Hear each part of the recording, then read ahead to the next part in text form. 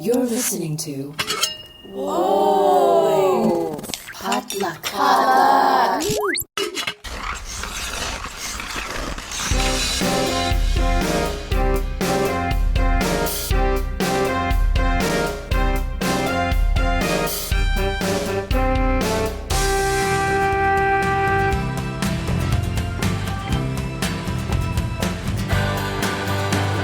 Welcome back to the Asians in Hockey podcast. Once again, I'm your host, Nate Nikau. Now, before we dive into today's episode, I do have a quick request for you. If you've enjoyed the series thus far, I would love it if you could post a quick 5-star review on Apple Podcasts or Spotify. This is honestly the best way to get the word out about the show and to help us cultivate our audience. So thank you so much for your support. As usual, we have 3 periods of hockey talk featuring a recap of the 2025 Men's World Para Ice Hockey Championships, a review of some of the Asian players still competing in the AHL's Calder Cup Playoffs, a profile on the first player of Chinese descent ever drafted to the NHL, and a conversation with Chi-Yin, coach and GM of the Tulsa Oilers Junior Hockey Club. All of that is coming up right after this.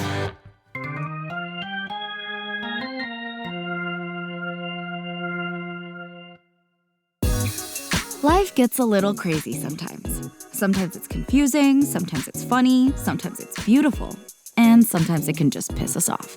Enter First of All Podcast. It's a safe space for real conversations about the things that we all struggle with, celebrate, contemplate, and work through in our daily lives. I'm your host, Mindy Chang. I'm an actor, filmmaker, and entrepreneur with a colorful background, a full life, and brilliant friends who I love to unpack life with to share with all of you. They are everyday people like you and me, ranging from award-winning artists, cultural icons, powerful CEOs, my hilarious childhood friends, and even my mom. Tune in for honest conversations on mental health, dating, sex, family, career, culture, and everything in between. Listen to First of All wherever you find podcasts, part of the Potluck Podcast Collective.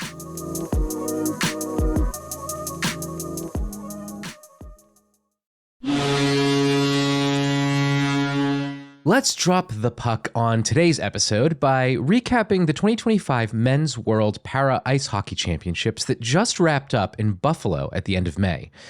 At this year's tournament, the teams representing Asia were China and South Korea, who both showcased their growing prowess in the sport, delivering notable performances throughout the tournament.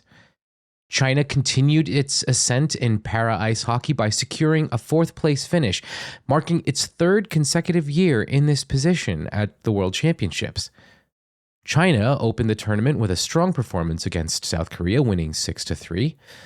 And demonstrating offensive prowess, they dominated in their second match of the preliminary rounds, blanking Germany 8-0.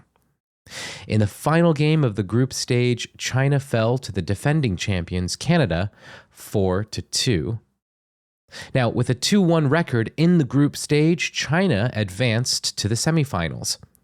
Facing the host nation and eventual champions, China was overpowered in the semifinal match, losing to Team USA 6-1. And in a thrilling overtime battle, they narrowly missed out on the bronze medal, falling to Czechia 2-1. China's consistent top 4 finishes underscore its rapid development and competitiveness on the international stage. Now, South Korea faced challenges in the tournament, but showcased resilience and determination throughout. In their opening match, South Korea was bested by China 6-3. Facing a formidable Canadian team, South Korea suffered a significant defeat, falling to the defending champions 12-0 in their second group stage game.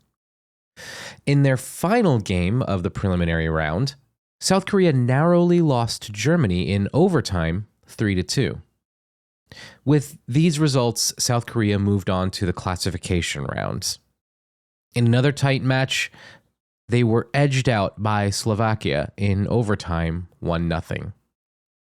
Concluding their tournament on a positive note, South Korea secured a victory over Norway 2-1 to claim 7th place at the tournament.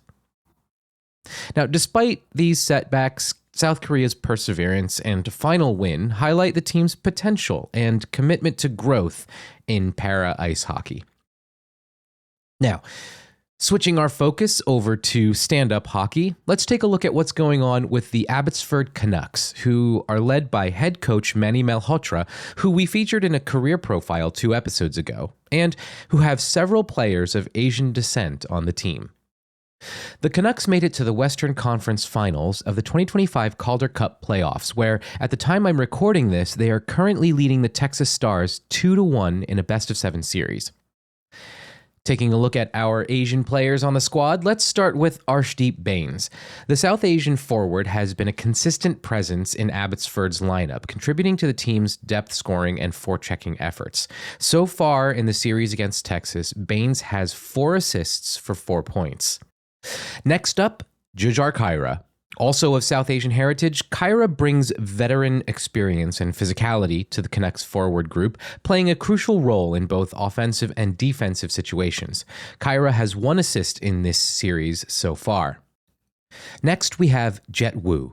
Of Chinese and Métis descent, Wu has been a steady force on the blue line, providing reliable defense and contributing to the team's transition game.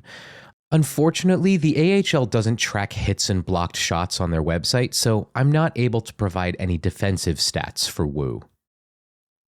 Finally, we have Akito Hirose. The Japanese-Canadian defender did not play in Game 1, but in Game 2, he scored the game-winning goal in a thrilling shutout win. He remains quite the force on the blue line for the Canucks. Now, I'm going to leave it there for this period, but if you know of any other players of Asian descent still competing in the Calder Cup playoffs, please let me know by emailing me at asiansinhockey@gmail.com or sending me a DM on Instagram at asiansinhockey. When we return, we'll take a look at the life and career of Mike Wong. Stay tuned.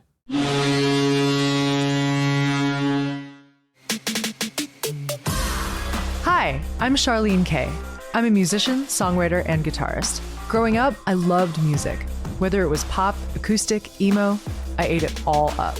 But as a Chinese-American kid living in Scottsdale, Arizona, I also felt isolated, never really seeing artists who looked like me or shared my experiences. So, after years of performing on stages all over the world, I wanted to create a space to highlight the amazing Asian musicians who I knew were out there, just not always getting played on the radio. That's why I started Golden Hour, a podcast where Asian singers, songwriters, instrumentalists, and music producers share their personal stories, and it's a space for you to discover your new favorite artist. Listen to Golden Hour with me, Charlene Kay, wherever you get your podcasts. Part of the Potluck Podcast Collective. Born on January 14th, 1955 in Minneapolis, Minnesota, Mike Wong emerged as a significant figure in American ice hockey during the 1970s. Standing at 6 feet 3 inches and weighing 204 pounds, Wong played the center position and was known for his left-handed shots. Of Chinese and Native American descent, he holds the distinction of being the first player of Chinese heritage to be drafted into the National Hockey League. Wong's athletic journey began at Burnsville High School in Minnesota, where he excelled at multiple sports. He was a 3-sport letter winner, earning all-state honors twice in football and once in hockey. His versatility and dedication laid a strong foundation for his future endeavors in sports. Additionally, Wong showcased his prowess in boxing, becoming a Minnesota Golden Gloves champion, a testament to his diverse athletic abilities. After high school, Wong played junior hockey with the Minnesota Junior Stars in the Midwest Junior Hockey League during the 1973-74 season, recording 24 goals and 32 assists in 57 games. His performance caught the attention of national selectors, leading to his inclusion in the U.S. national junior team for the inaugural World Junior Championships in 1974, held in Leningrad. Although the tournament was unofficial at the time, it marked a significant milestone in international junior hockey, and Wong's participation highlighted his growing reputation in the sport. The following season, Wong joined the Montreal Bleu Blanc Rouge of the Quebec Major Junior Hockey League, or QMJHL, where he tallied 27 goals and 41 assists over 67 games. His performance in the Q further solidified his status as a promising talent in North American hockey circles. In 1975, Wong's hockey journey reached a pivotal point when he was selected 77th overall in the 5th round of the NHL amateur draft by the Detroit Red Wings. Notably, he had also been chosen 32nd overall in the 1974 World Hockey Association, or WHA, amateur draft by the Indianapolis Racers. Opting to pursue his career in the NHL, Wong began the 1975-76 season with the Kalamazoo Wings of the International Hockey League, where he impressed with 20 goals and 22 assists in 39 games. His performance earned him a call-up to the Detroit Red Wings, making his NHL debut on October 11th, 1975, against the California Golden Seals. During his stint with the Red Wings, Wong played 22 games, recording 1 goal and 1 assist. Despite this limited scoring, his presence in the NHL was groundbreaking, setting a precedent for players of Asian descent in professional hockey. Following his time with the Red Wings, Wong continued to play in various minor leagues. He returned to the Kalamazoo Wings for part of the 1976-77 and 77-78 seasons, contributing significantly to the team's offense. Additionally, he played for the Rhode Island Reds in the American Hockey League and the Muskegon Mohawks in the IHL. In the 1978-79 season, Wong joined the Johnstown Wings of the Northeast Hockey League, where he notched 18 goals and 26 assists in 53 games. After a professional career spanning several teams and leagues, Wong retired from professional hockey in 1979. After retiring, Wong returned to Minnesota, where he remained active in the hockey community. He played for Bucks Unpainted Furniture, a U.S. senior elite team based in Bloomington, Minnesota, for several years. Beyond playing, Wong dedicated himself to coaching youth hockey, particularly in Lakeville, Minnesota, where he served in various coaching and program directing roles for 18 years. His commitment to nurturing young talent underscored his passion for the sport and his desire to give back to the community. In recognition of his contributions to sports and his pioneering role in hockey, Wong was inducted into the Burnsville High School Hall of Fame in 2024. His induction celebrated not only his athletic achievements, but also his impact as a trailblazer for players of diverse backgrounds in hockey. Mike Wong's journey through professional hockey during the 1970s stands as a testament to perseverance and breaking barriers. As the first player of Chinese descent drafted into the NHL, he paved the way for greater diversity in the sport. His experiences highlight the challenges and triumphs of minority athletes in professional hockey, serving as an inspiration for future generations. Mike Wong's story is one of determination, skill, and a pioneering spirit. From his early days as a multi-sport athlete in Minnesota to his groundbreaking role in the NHL and his lasting impact on youth hockey, Wong's legacy is firmly etched in the annals of American hockey history. After the break, we'll be chatting with Chi-Yin, coach and GM of the Tulsa Oilers Junior Hockey Club. We'll be right back. Hey, Candace. We are so excited to have you join me and Kathy for a brand new season of the Korean Drama Podcast, the podcast about watching Korean dramas by people who don't watch Korean dramas. I'm so excited to join the podcast, but where's Kathy? She said she'd meet us here. Candace, I'm right here. Why is Kathy's voice coming from this chicken meatball? So, funny story. I was so busy watching Korean dramas on my phone to prepare for this podcast that I accidentally walked into a mysterious machine and got turned into food. And, excuse me, Kim, I'm obviously a chicken nugget. Agree to disagree. Well, that's a weird coincidence because for our 5th season of the Korean Drama Podcast, we're watching the comedy sci-fi series Chicken Nugget. Join us each week as we discuss the highs and lows of Chicken Nugget episode by episode. So grab a snack, maybe not chicken nuggets, and follow us on your favorite podcast app. part of the Potluck Podcast Collective. You're totally gonna eat me, aren't you? For the third period of today's episode, I am joined by Chi-Yin, coach and GM of the Tulsa Oilers Junior Hockey Club. Chi, welcome to the Asians in Hockey podcast. Thanks for having me. I appreciate you reaching out. Yeah, absolutely. So we'll kick things off with your sort of personal background, your cultural background. You have a unique path in hockey, including a background in bioengineering. So what drew you into the sport, and how did your cultural identity shape your journey? Sure. I actually grew up in New Jersey, and one of the things for me, I grew up playing every sport. And I wasn't good at every sport, but I definitely played every sport. And one of the things for me was I was a really big baseball fan. And there was a baseball strike. And when that strike happened, I kind of gave up on baseball. And I turned to hockey. A couple of my friends were playing street hockey, and they got me on the sport. And from there, it was it's where I am now. So I just learned to play hockey just from one major league encounter. Wow. That's pretty cool. Yeah. What part of Jersey did you grow up in? I grew up in Livingston, New Jersey. It's okay. About 15 minutes from Newark. Gotcha. Yeah. Gotcha. I actually work in Newark. I grew up in Morristown. Okay. And I currently live in southern Bergen County right now. But yeah. Awesome. So let's talk a little bit about your coaching philosophy. Sure. So you had mentioned before we hit record ecological dynamics and a constraints-led approach in your coaching.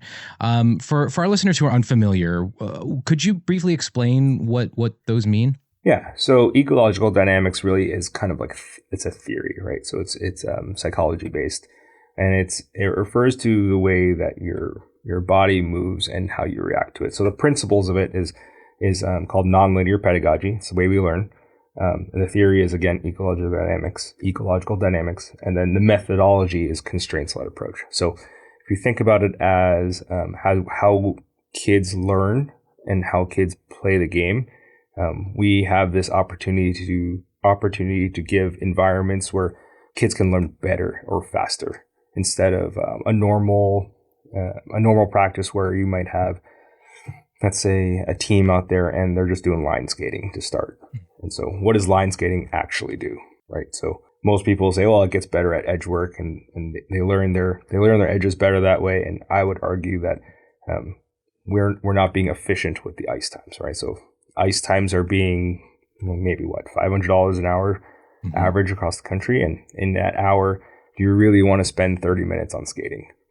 And then possibly deterring kids from learning or deterring kids from wanting to play the game further. So we look at it as, hey, in that hour, let's hide skating, right? So what's a really fun way to get kids to learn edges? Can you think of anything? Can you think of a game that would... I mean, you could play some games with them. You could throw a soccer ball out there. Yeah. And so specifically, if you're not throwing a soccer ball or a hockey puck out there, what kind of game would you play? You've probably played a bunch. We could do, sharks and minnows. Yeah. So sharks and minnows is a great one. Yep. I forgot the name of it. Like landmines or kind of thing where, the kids are skating across and the coach. Well, okay. Sorry. There's no pucks involved, right?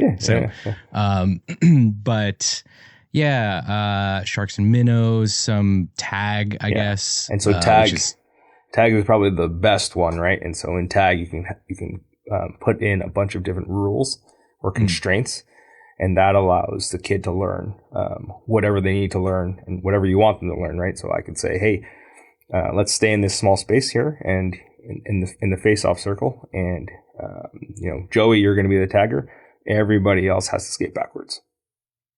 Joey can skate forwards, right? And so we can still teach everything that we want, but without actually saying, hey, you're going to put your feet back underneath you and you're going to push out 45 degrees and you're going to push your toe out and you're going to have this perfect line from the middle of your body out, and that'll teach you the skating stride, the proper skating stride. But everybody's different, right? Everybody skates differently. You're not going to skate like Connor McDavid, and you're not going to skate like Sidney Crosby, or you're not going to skate like Nathan McKinnon, right? I just named 3 Canadians and I'm wearing a USA hat.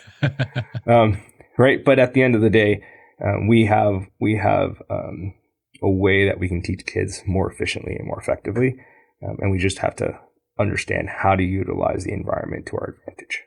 Well, that's good to know. Yeah. I'll actually take that with me onto the ice next time.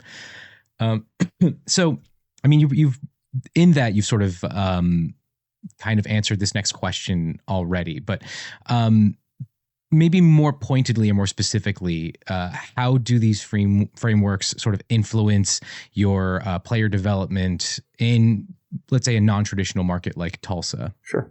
I would treat almost everything the same, but different, right? Like, so I know that where I grew up in New Jersey, hockey wasn't big when I was a kid. And I take kind of that experience with me to wherever I go. I lived in Minnesota for a little bit, and hockey's huge. But I can tell you that all across the country and maybe across the world, one of the biggest complaints we hear is there's no hockey IQ. Like, kids don't have the hockey IQ. And so within the constraints-led approach, we can put kids in an environment where they're developing faster brain speed, just because they're being put in environments where they have to think a little faster and think a little better. And that's one of the things that I take with me here. And in Tulsa, one of the things that's great about here is we've actually had hockey here since 1928, so it's not unknown, but they definitely don't have as big of a youth hockey culture as maybe some other cities or other markets. But the kids here enjoy it and they really love it. And people who are here to help keep youth hockey going along have done a fantastic job of keeping it alive. My job here is just to keep it growing. And then one of the things that we want to get people to understand is, yes, it is an invasion sport, but we want to stay away from the now what I would say is traditional way of coaching hockey. And we want to move into this new era of developing hockey players to be athletic and to be learning and to be making decisions on their own. Yeah. That's really great.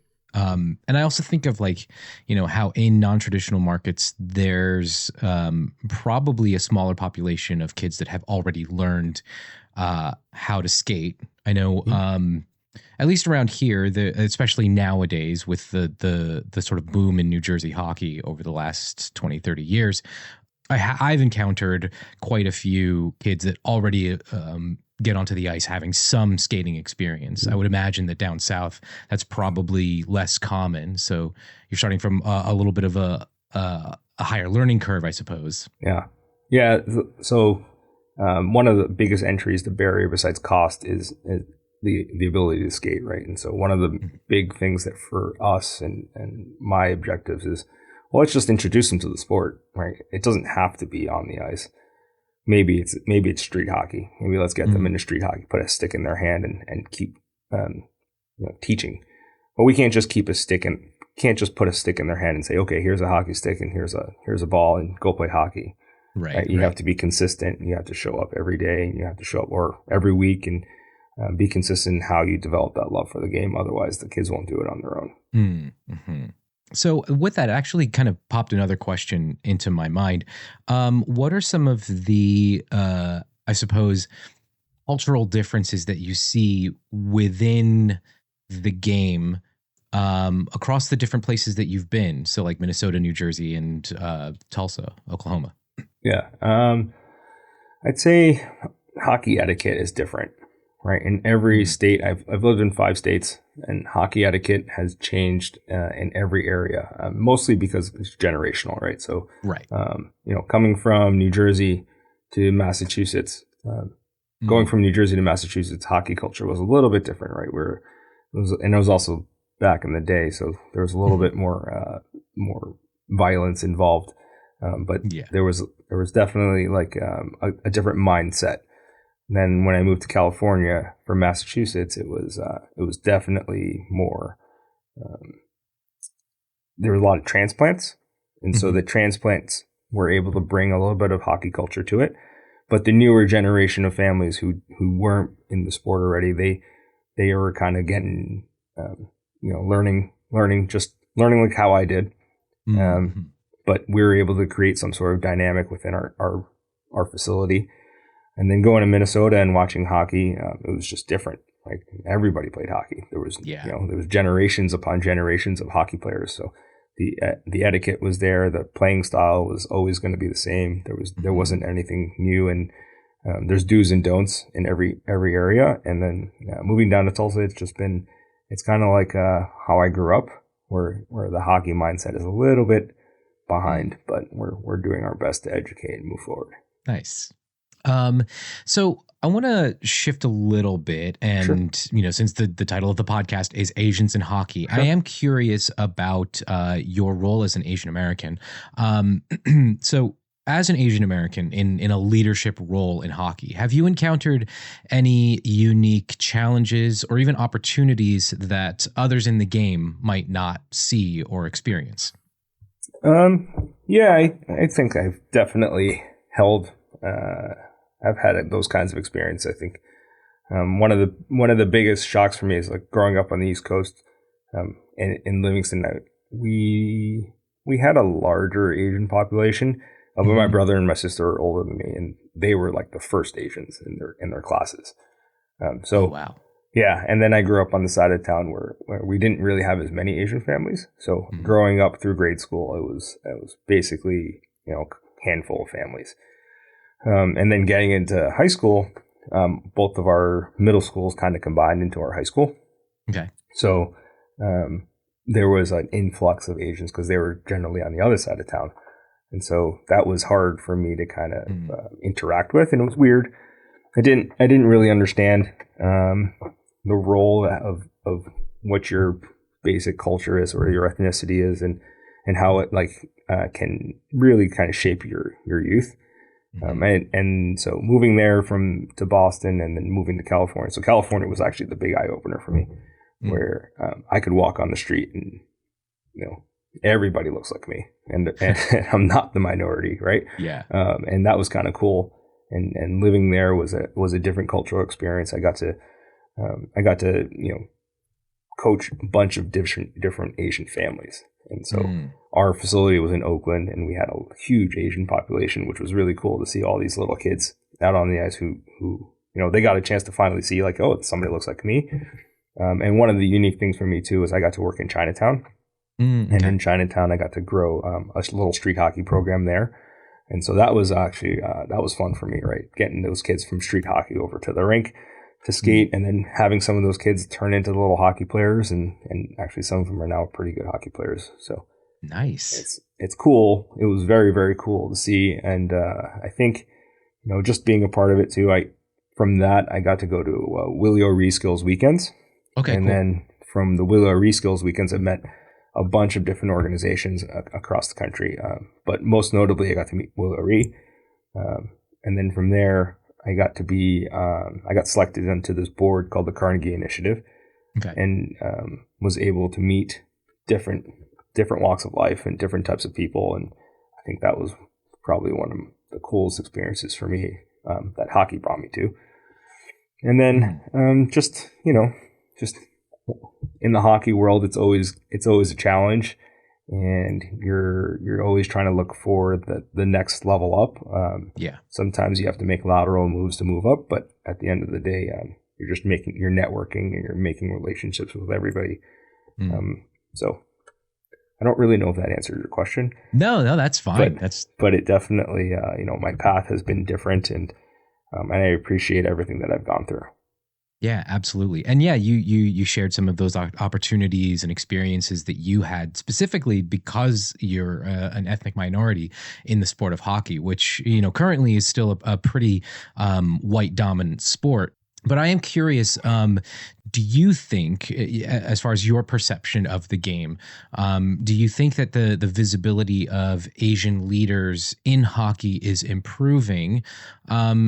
And what more do you think can be done in the sport to foster this sort of inclusive leadership across various ethnic and even gender barriers? Yeah, I would say that I think the sport's really growing, right? And so when you look at it, and if I'm looking at it just from the United States perspective, like I see a lot of kids in the North American League who are coming over from Korea, or they're coming over from Japan, and there's definitely some Chinese kids out there too. But you see some of those kids, and now they're signing contracts. Like there's one kid from North Iowa who just signed a contract to go to play in the KHL, right? And then there's some other kids, right, growing up, and I think if we expand our vision and we look across the globe, the sport has grown so much, right? Yeah. South Korea, phenomenal hockey players. And, I was just in Taiwan a couple of years ago, maybe 2 years ago, and I saw a hockey billboard, which was freaking cool for me, That's right? Like, very cool. man, I just want to see, I want to go. I was on vacation with my parents, but, I was like, oh, let's try and figure out where this is. And then, looking at China, when China was hosting the Olympics, they built a bunch of hockey rinks, and they were trying to promote their sport and get a bunch of guys to go over and coach and get a bunch of, ex-college players, ex-pro players, and just build out their KHL team. And, you look at it and the sport's awesome and it's growing. And I think with the amount of players that are now involved, we'll see more people kind of fill into those leadership roles. For me, I wish that Paul Carrier was still involved in the game and to a larger extent, right? Like he was basically the face of our generation, and just watching him play, and it's I was a Devils fan, so at the end of the day, it kind of stinks. But Paul Carrier was Paul Carrier, and Jim Pack and Larry Kwong, right? So those kinds of names don't translate over time right now. And hopefully with your podcast and some of the other information that's out there, those names get put out into the world, and then you'll see more players who move into the managerial roles or coaching roles. So I think it's coming. Absolutely. It's coming. It's just going to take a little bit. Yeah, I do agree. I think it's going to take some time. It's going to take some concerted effort, but we are seeing it more. I mean, the captain of the Montreal Canadiens, Nick Suzuki, is one name and face that's out there that hopefully over time will sort of influence more and more kids who look like us to joining the game. Yeah, even Jason Robertson, right? Yeah, exactly. So. Jason Robertson, Nicholas Robertson, the Cody Ceci, actually, I discovered recently is also part Filipino. So, so let's transition a little bit and talk about Tulsa as sort of a non-traditional hockey market. Sure. Now, what are some strategies that you have found effective in growing the sport locally and regionally in an area that's not known for its hockey history per se, though you did mention that hockey's been there since 1928. I am curious about perhaps some of the off-ice stuff, because we did talk about like the on-ice strategies, but what about off the ice? Street hockey. That's really where it kind of lands, right? Is being able to interact. I just actually did a street hockey event today with a camp. And for us, it's just teaching the counselors. Well, you got to teach the counselors, and you got to make sure you check in with them and how they run their camps and how they run hockey. Make sure that the kids love the game. And that was my message to the counselors today. Was, hey, like when we go through this, when you guys go through this and teach it to the kids, you got to make sure the kids love the game. And it doesn't have to be hockey right away, but there's little minute things within the game that we can kind of enhance for their experience, and then now they can put a stick in their hand and they can be even better at it.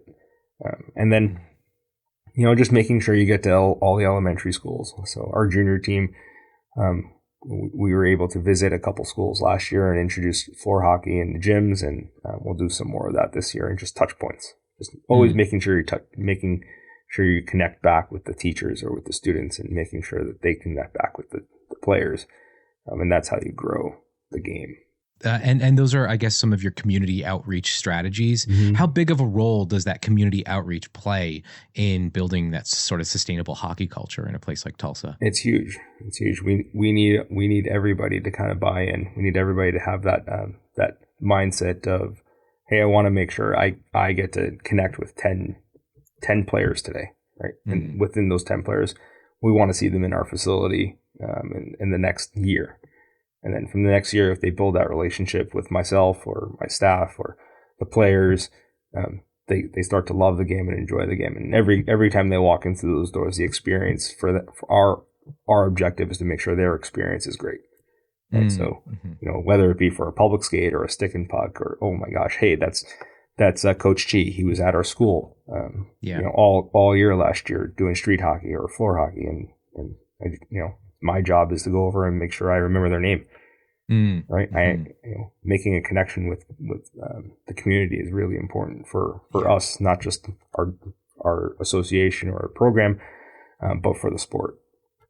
Do you see, I'm going a little bit off script here, but I'm curious, do you see an approach to developing and educating parents in the game? Because we're talking about a culture that has sort of grown and existed for many decades, even century, up in Canada and states like Minnesota, and even in Massachusetts. But in Oklahoma, there isn't really that sort of parent hockey IQ of, how do we put all this equipment on our kids and so on and so forth. Do you see your role in kind of building and educating parents as well? Yeah, it's a really good question. And one of the things I always forget about is the parents. So truthfully, it's a hurdle that I've been trying to jump over the past year.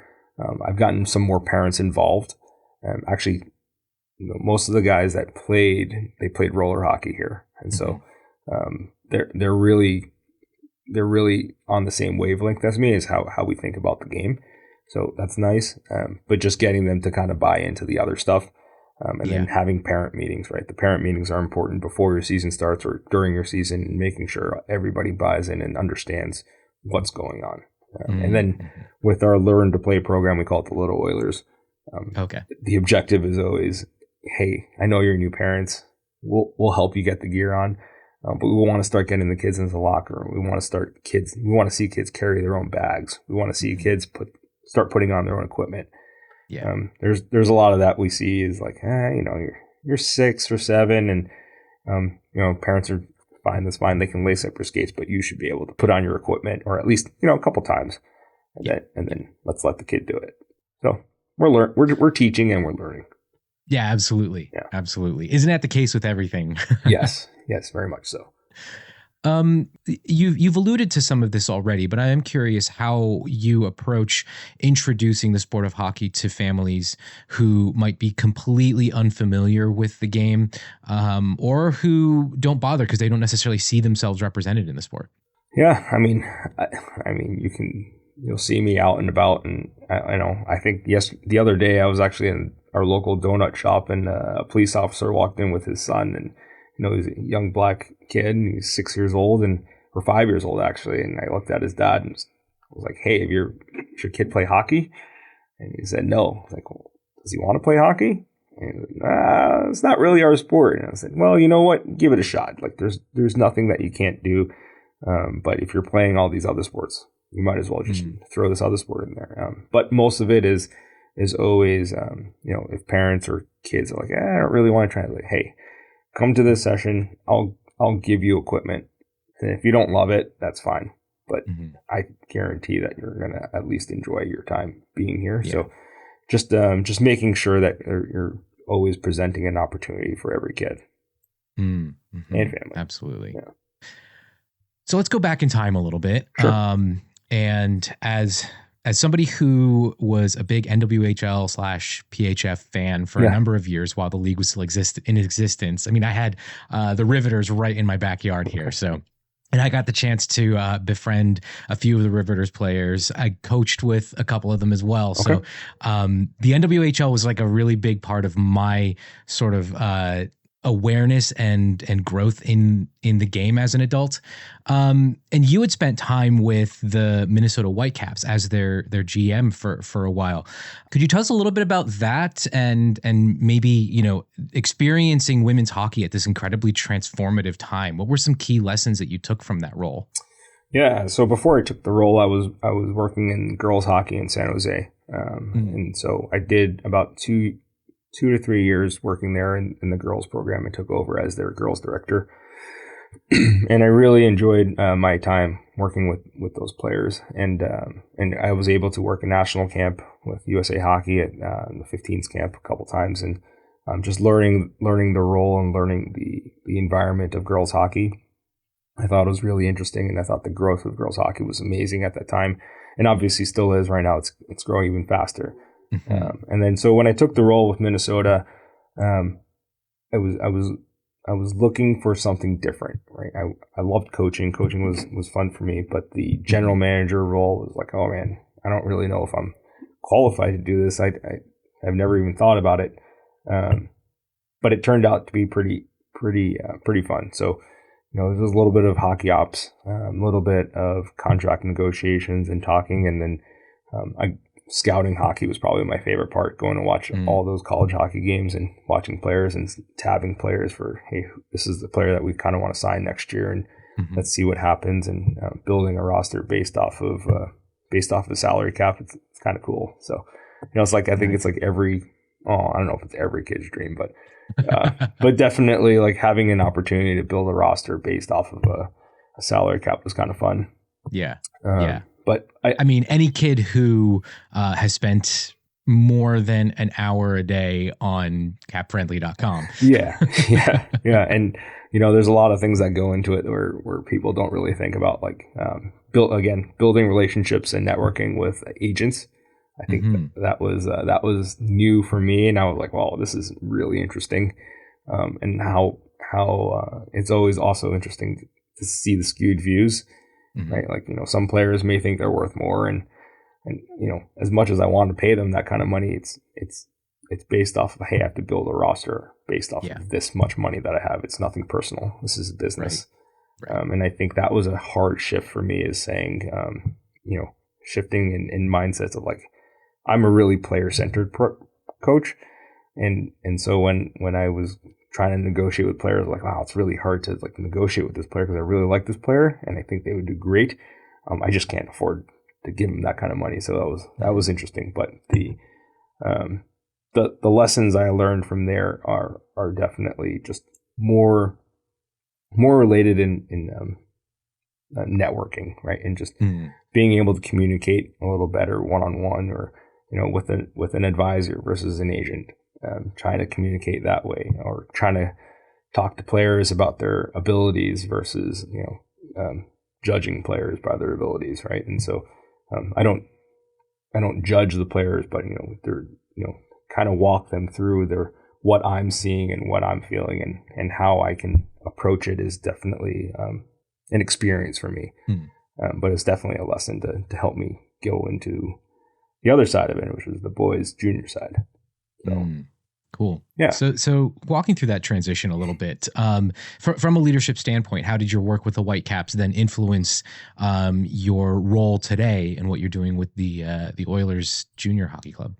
Yeah, I think I was asked to take the director of hockey role down here in Tulsa, and when I took it, then they sprung it on me that there was going to be a junior team and they were going to need a GM, and so somebody threw my name in the hat because I had experience as it with the Whitecaps, and so I took it on, and I said, hey, this is great.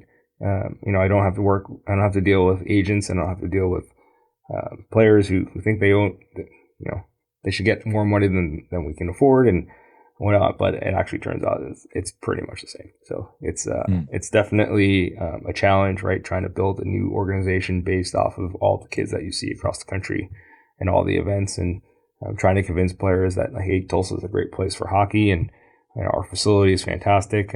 You're kind of a salesman, but you're still learning how to kind of entice people to play junior hockey here, and I think it's a great experience for me, and hopefully helps me move forward and upward into another role. Awesome. Before we wrap things up, I am curious about your just kind of some thoughts that you might have for young Asian talent, whether that's players or aspiring coaches or front office folks. What's some advice that you would give to them, to anyone who wants to kind of build a place for themselves in the hockey world? Don't have a chip on your shoulder. And I think people like to use the chip on their shoulder as an excuse. I definitely had a chip on my shoulder for a long time, which forced me not to be able to make as many connections as possible. And also it kind of, I think it cost me a couple bridges too, right? Just, thinking that, in the back of your mind, you feel like somebody's always going to leapfrog you in some sort of capacity. And you think it's because, you're Asian or you're a minority and you're not going to get this job because of that. And I would argue that keep learning, have an open mind, and ask a lot of questions, and have a lot of passion for the sport, have a lot of passion for where you want to be, and always reach out to somebody else to ask questions for opinions. Don't just use your own opinions as guidance. I think that's a life lesson, and really just, I'd say, put your head down and work, but that's not really the way it works. Like, you really have to get out there and network with people and make sure that you keep those bridges open. And then, things will come along. Somebody will think of you and say, "Oh man, I really enjoyed having that conversation with this person. I think they'd have a good role." So it's there, and it's coming. I think, you also have to remember too, there's only a certain amount of jobs out there. Yeah. Right. So, you look at the junior landscape, there's only 40 head coaching positions. Right? And look at the NHL, there's only 32 head coaching positions. Right. You look at college hockey, there's only 60. Right. And so, sorry, I was referring to the North American League, but right. Yeah. And you look at these positions, and there's only so many. But if you feel like there's other positions within the organization, right? Like maybe it's a video coach, maybe it's a volunteer assistant coach, maybe you're a goalie coach. But those are also opportunities, and one day those opportunities will help. Right? So get as much experience as possible. That's some good advice.